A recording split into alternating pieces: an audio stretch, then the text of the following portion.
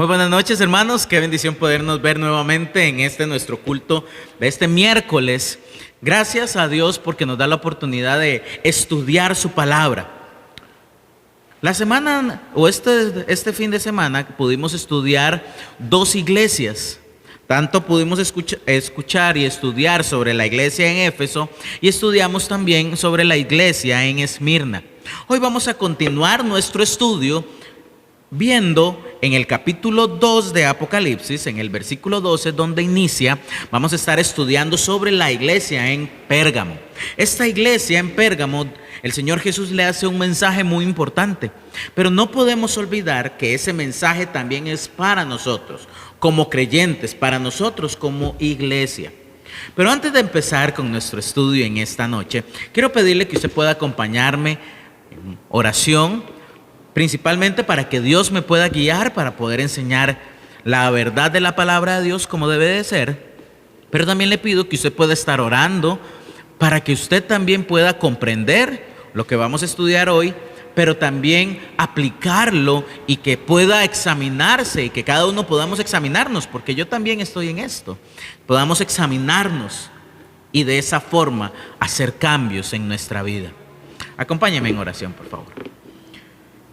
Señor Dios y Padre, te damos infinitas gracias por la bendición que nos das de estar en este tiempo, Señor.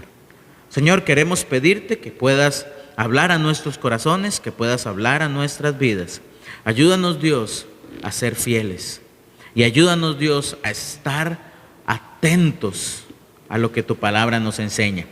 Te pido que abras nuestros corazones para poder comprender la enseñanza de hoy y también dame sabiduría y ayúdame, Dios, a enseñar con claridad la verdad de tu palabra. Te lo pido, Señor, en el nombre de Jesús. Amén. La iglesia en Pérgamo, como les mencioné. En nuestro estudio, el Señor Jesús le da a la iglesia en Pérgamo un mensaje muy importante que tiene la aplicación también en este tiempo. La iglesia en Pérgamo era conocida también como una iglesia mundana. En esta misma carta, el Señor Jesús, Cristo mismo, le hace un fuerte reclamo a esta iglesia. Pero no podemos olvidar que este regaño, esta reprensión también se la hace al mismo pastor, al mensajero, al encargado, por no ser vigilante con lo que estaba aconteciendo dentro del cuerpo de Cristo en Pérgamo. La iglesia en Pérgamo había puesto la parte mundana por delante a Cristo. Esto provocaba que incluso tuvieran mucha fama, porque lograron adaptar cosas del mundo a la iglesia y eso traía como un despertar de ánimo de llegar a esta congregación. Intentaron ofrecer un híbrido entre Dios y el mundo, lo cual a todas luces es imposible. Eso no se puede complementar. Es como intentar mezclar el agua con el aceite. No se pueden mezclar. Pero la iglesia en Pérgamo estaba intentando mezclar el mundo con Cristo. Ahora, detengámonos un momento y para poder comprender un poquito mejor esta carta, voy a darles un contexto de la ciudad para comprender un poquito mejor todo lo que vamos a estudiar. La ciudad de Pérgamo se ubicaba a unos 160 kilómetros al norte de Éfeso. En medio estaba Esmirna. Pérgamo era considerada como la ciudad más grande de Asia en este momento. Incluso algunos le llamaron la ciudad más distinguida. Note la realzada importancia que tenía esta ciudad. Pérgamo se ubicaba en una ciudad turca conocida hoy como Bergama. Pérgamo contenía también una de las bibliotecas más grandes de este tiempo. Nótelo, una de las bibliotecas más grandes de este tiempo, solo por detrás de la que se ubicaba en Alejandría. Por lo tanto, Pérgamo se convirtió en un importante centro cultural y de aprendizaje, lo que los llevó también al mismo tiempo a adorar a 4 deidades grecorromanas. Adoraban a Atenea, a Esculapio, Dionisio y Zeus. La adoración a estos dioses eclipsó la adoración que había al emperador romano, que veámoslo así, ese era como otro credo religioso. Sin embargo, a pesar de que se había eclipsado, todavía se daba. Entonces, nos damos cuenta de que adoraban a 4 deidades grecorromanas, pero también adoraban al mismo emperador. Este era el ambiente en el que los cristianos de esta ciudad estaban inmersos y experimentaban una gran presión. Acompáñame a ver el verso 1 en Apocalipsis. El capítulo 2, el verso 12. Es el primero en nuestro estudio de la iglesia en Pérgamo. Apocalipsis, el capítulo 2, el versículo 12. Dice lo siguiente: y escribe al ángel de la iglesia en Pérgamo. Encontramos el destinatario. ¿A quién es dirigida? Al ángel, al mensajero, al quien debía mostrarle a la congregación. Estamos hablando de que esta carta era dirigida al pastor para ser presentada a la iglesia, como lo hemos mencionado anteriormente en los otros estudios. Pero dice: el que tiene la espada aguda de 2 filos, dice esto. Esta expresión, el que tiene la espada aguda de 2 filos, también hace referencia a lo que el mismo Juan había visto en el capítulo 1, en el versículo 16. Acompáñeme. Dice en el capítulo 1 de Apocalipsis, el capítulo 1, el verso 16, dice lo siguiente: tenía en su diestra 7 estrellas, de su boca salía una espada aguda de 2 filos, y su rostro era como el sol cuando resplandece en su fuerza. Esta espada lo que representa es la misma palabra de Dios. Acompáñenme un momentito rápidamente a Hebreos. Hebreos 4. Hebreos, el capítulo 4, el verso 12. Hebreos 4:12 dice lo siguiente. Hebreos 4:12. Porque la palabra de Dios es viva y eficaz, y más cortante que toda espada de 2 filos. ¿Escuchó? Y penetra hasta partir el alma y el espíritu, las coyunturas y los tuétanos, y discierne los pensamientos y las intenciones del corazón. La espada de 2 filos muestra el poder de la palabra de Dios para penetrar los pensamientos más profundos de la mente, pero también penetra lo más profundo del corazón del ser humano. Esta descripción de la espada de 2 filos que nos presenta acá, nos presenta a un Cristo en su faceta ahora como un juez justo. Podemos ver solo al inicio de la carta, en solamente esto que acabamos de leer, la severidad con la que se dirige a la iglesia en Pérgamo.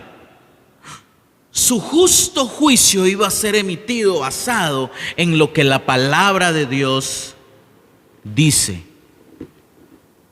En el versículo 13, leamos, dice: yo conozco tus obras.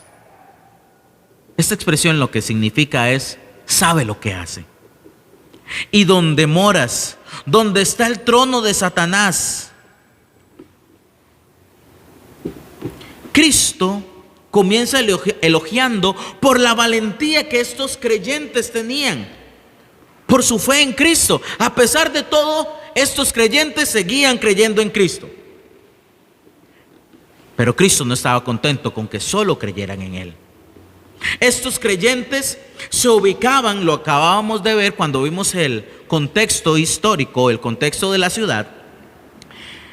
Ellos se encontraban en una de las zonas más paganas de la época. Por eso la expresión donde moras es donde está el trono de Satanás. Este lugar era controlado por una cantidad de dioses bastante grande, por lo menos 4. Y a pesar de todo este ambiente contrario, ellos no habían negado su fe, seguían creyendo en Cristo aún. Entonces dice, seguían creyendo en Cristo porque en el versículo 13 dice lo siguiente: pero retienes mi nombre y no has negado mi fe, ni aun en los días de Antipas, mi testigo fiel, fue muerto. O en los días que Antipas, mi siervo o testigo fiel, fue muerto. No se nos menciona mucho con respecto de Antipas, no hay mucha información sobre él. Sin embargo, el mismo texto nos presenta a un hombre fiel a Dios, un hombre que murió incluso en medio de estos creyentes, debido a su fidelidad a Cristo. Antipas es utilizado por el mismo Cristo como una figura para amonestar también a los creyentes, debido a que su siervo fiel no quiso hacer concesiones con el mundo, y aunque no ceder le llevó a la muerte, Jesús le hace ver que nunca se deben hacer concesiones con el mundo. Por eso le llama: mi testigo fiel fue muerto entre vosotros. Después del elogio que el Señor Jesús le da a estos creyentes, que realmente fue un elogio más basado en Antipas,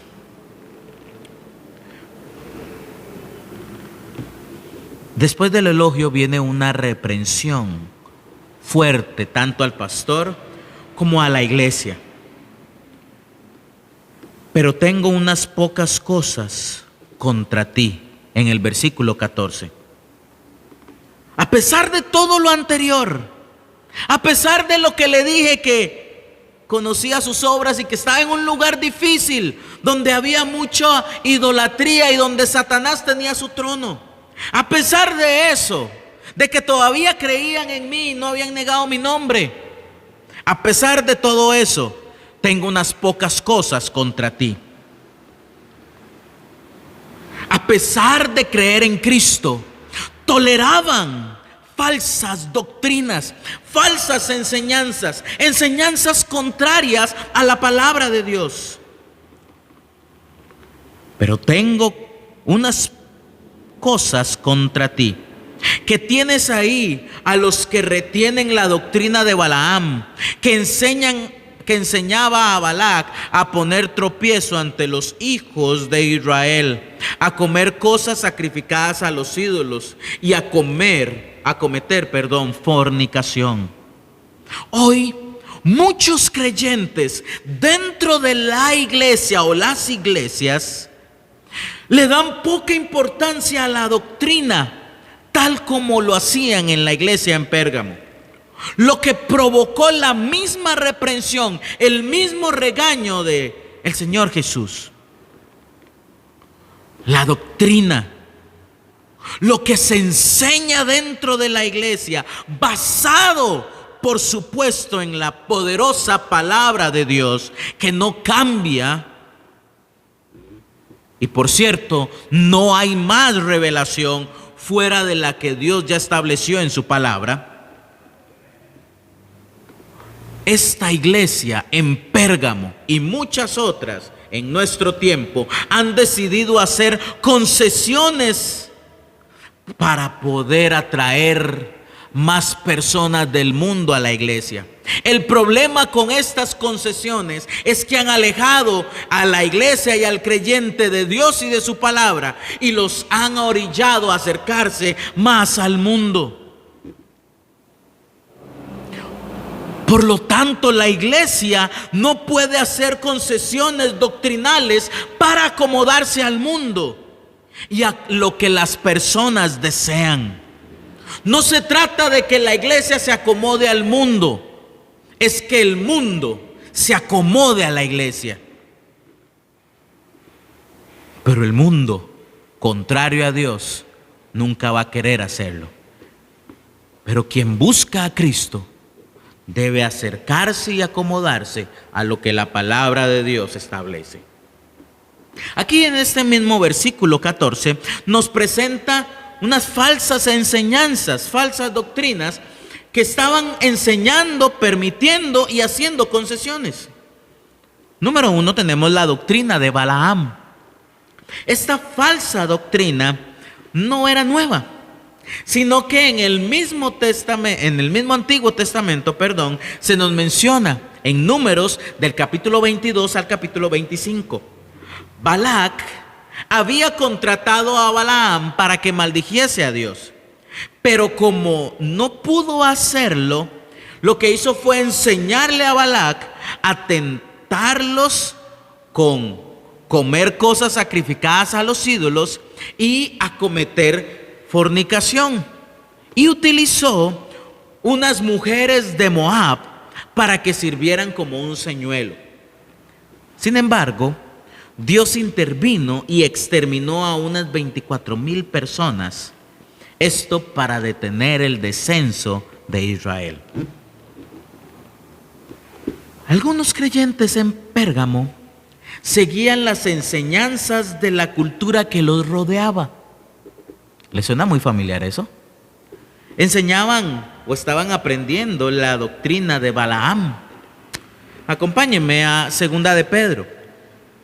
En 2 de Pedro ya se había hablado de esto.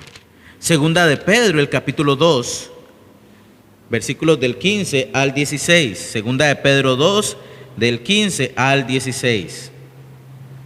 Dice lo siguiente: han dejado el camino recto y se han extraviado, siguiendo el camino de Balaam, hijo de Beor, el cual amó el premio de la maldad y fue reprendido por su iniquidad, pues una muda bestia de carga, hablando con voz de hombre, refrenó la locura del profeta. Pedro también habla en contra de esta falsa enseñanza. Algunos pensaban que podían participar de el mundo, de las fiestas paganas, del ambiente fuera de Cristo, pero eso sí, unirse a la iglesia en adoración al Señor Jesús. Pero vea lo que dice Santiago. Santiago, el capítulo 4, el versículo 4. Oh almas adúlteras, ¿no sabéis que la amistad del mundo es enemistad contra Dios? Cualquiera pues que quiera ser amigo del mundo se constituye en enemigo de Dios. Santiago 4:4 nos enseña que es verdaderamente imposible ir y celebrar en el ambiente pagano, el ambiente sin Cristo, el ambiente del mundo, y después unirnos a Cristo en adoración. Es imposible. Y ese es el mismo regaño, la misma reprensión que el mismo Cristo les hace. Pero no era la única doctrina que estaban tolerando. También tenemos en el versículo 15 otra. Y también tienes a los que retienen la doctrina de los nicolaitas, la que yo aborrezco. Pero no era la única doctrina que estaban enseñando. En el capítulo 2, ahora el verso 15 nos dice: y también tienes a los que retienen la doctrina de los nicolaitas, la que yo aborrezco. La doctrina de los nicolaitas venía de un hombre llamado Nicolás, un hombre escogido en Hechos capítulo 6 para servir a las mesas. Ya sea que él fue quien enseñó esto o que fueron sus sucesores, pero se creía que Nicolás no era un muy buen hombre, un muy buen creyente después.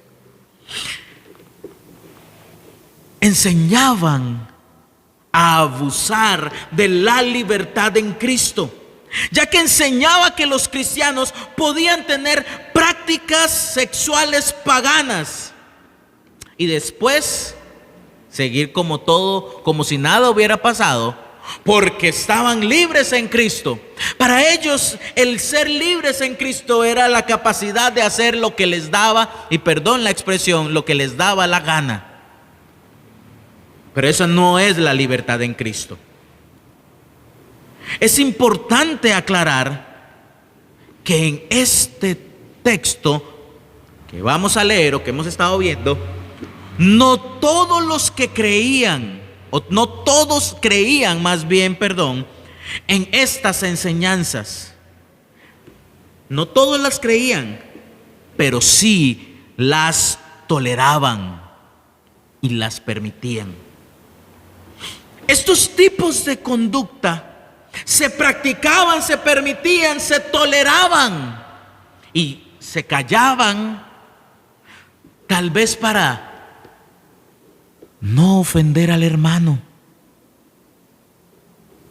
porque si no se van a ir. Ahora, hermano, no me malinterprete,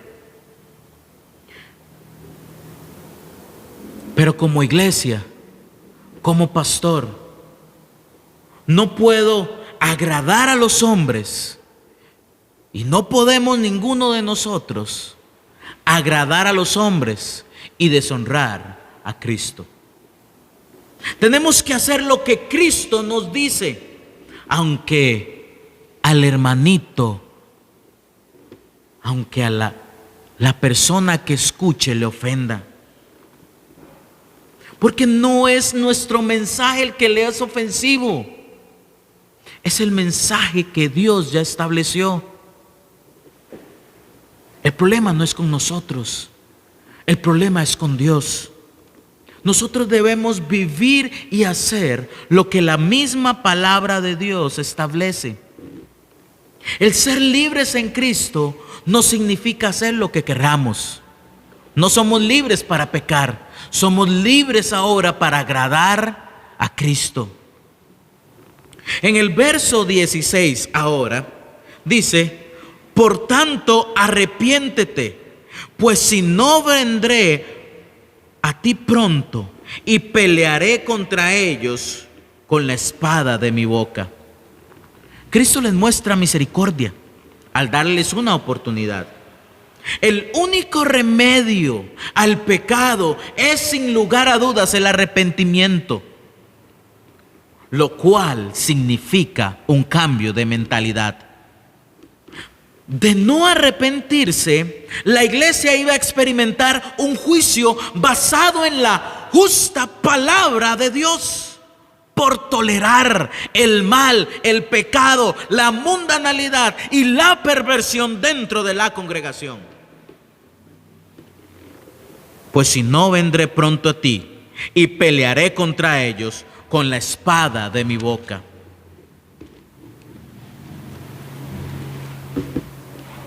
La iglesia no debe por qué proporcionar un ambiente en el que el incrédulo, en el que está en pecado se sienta cómodo en la práctica del mismo, sino más bien debe sentirse incómodo ante su conducta contraria a Dios y a su palabra, y de esta forma pueda tener la oportunidad de arrepentirse y volverse a Dios. Hermano, ¿sabe qué es la crítica que le hace Cristo a esta iglesia? Que se acomodaron a la mentira. Y la iglesia debe anunciar la verdad siempre y nunca tolerar la mentira y la falsedad. Y la verdad está en la palabra poderosa de Dios. Vamos a leer el versículo 17. Este es el último versículo que viene acá como mensaje a la iglesia en Pérgamo. El que tiene oído, oiga lo que el Espíritu dice a las iglesias. Al que venciere, daré a comer del maná escondido, y le daré una piedrecita blanca, y en la piedrecita escrito un nombre nuevo, el cual ninguno conoce, sino aquel que lo recibe. En el versículo 17, notamos cómo el creyente es quien vence. No podemos olvidar eso. Eso es algo repetitivo en estas cartas, en estos mensajes. Quien vence es el salvo, el creyente, quien ya le ha recibido a Cristo como Salvador personal, como lo hemos mencionado en los mensajes anteriores. Ahora, cuando se menciona el maná escondido, no podemos olvidar, recuerda que el maná descendió del cielo para alimentar a los del pueblo de Israel mientras estaban en el desierto. No podemos olvidar que Cristo mismo dijo que Él era el pan de vida. Ese mismo pan que descendió del cielo, como el mismo maná. Se nos muestra lo magnífico de disfrutar y de probar los beneficios de Cristo, que Cristo da al creyente cuando le prueba, y aún más, probarlo, disfrutarlo como el maná cuando estemos delante de Él en su presencia en el cielo. Este es un mensaje de aliento y esperanza también. Esto es una promesa. ¿Y la piedrecita blanca qué es? Bueno, tenemos que entender el tiempo en el que se estaba diciendo esto. En Roma había una costumbre de dar una piedra blanca a los vencedores de las competencias deportivas. Una vez que se entregaba esta piedra blanca, servía como una entrada al banquete de celebración. No olvide que el salvo tiene su entrada para disfrutar a la celebración junto a Él en el cielo. Entonces se nos promete la entrada. El Espíritu Santo lo tenemos con nosotros. La entrada a disfrutar de su poderosa presencia y de la celebración allá en el cielo. Y dice algo del nombre. Vamos a ver. Una piedrecita escrita, hay un nombre nuevo, el cual ninguno conoce, sino aquel que lo recibe. Con el nombre dice que nadie, que es nuevo, y que nadie lo conoce. Esto nos muestra en la piedra una identificación individual y especial de dicha piedra. Esa piedra le pertenece solamente y conoce el nombre solamente a quien le pertenece. Este es un mensaje esperanzador para el creyente también, de la promesa de disfrutar de la misma presencia y estar en la celebración en el mismo cielo. Ahora, hermanos y amigos también, para concluir, quiero hacer un breve cierre. Esta iglesia en Pérgamo, podemos ver mediante de ella cómo existe un gran peligro. Y escúcheme muy bien, por favor. Cómo existe un gran peligro de hacer concesiones doctrinales. La iglesia y los creyentes no pueden ni deben hacer concesiones con el mundo, ya que Cristo mismo, al igual que lo hizo con la iglesia en Pérgamo, juzgará esa actitud con lo que ya tenemos escrito en la palabra de Dios. Estos creyentes en Pérgamo dejaron la palabra de Dios, toleraron la falsa enseñanza, toleraron el pecado, se acomodaron al mundo y de esa forma deshonraron a Cristo. Hermanos y amigos,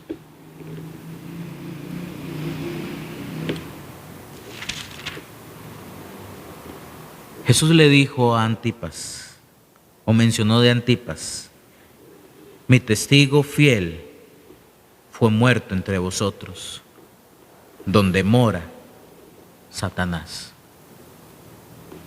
El mundo y este sistema están siendo dominados, controlados por el mismo Satanás. El Dios de este siglo está controlando este mundo, pero no significa que tengamos que acomodarnos al mundo, porque nosotros no somos de aquí. Nuestra ciudadanía está en los cielos, donde Cristo fue a preparar una morada para nosotros. Hermanos, seamos fieles, cuidemos la doctrina, cuidemos nuestra vida, lo que hacemos, cómo vivimos. Muchísimas gracias, hermanos. Qué bendición haber podido compartir este mensaje con ustedes. Muy buenas noches, que el Señor les bendiga. Estudie en su casa, a la hora que quiera. Hágalo en privado o en familia. Ministerio Fuente de Luz, iluminando con la palabra de Dios. Todo el estudio de las Sagradas Escrituras lo encontrarás en Fuente de Luz, con un extenso catálogo de estudios bíblicos que te ayudarán a adquirir de manera amena y conveniente el conocimiento de las verdades bíblicas. Fuente de Luz, con el estudio de la palabra de Dios.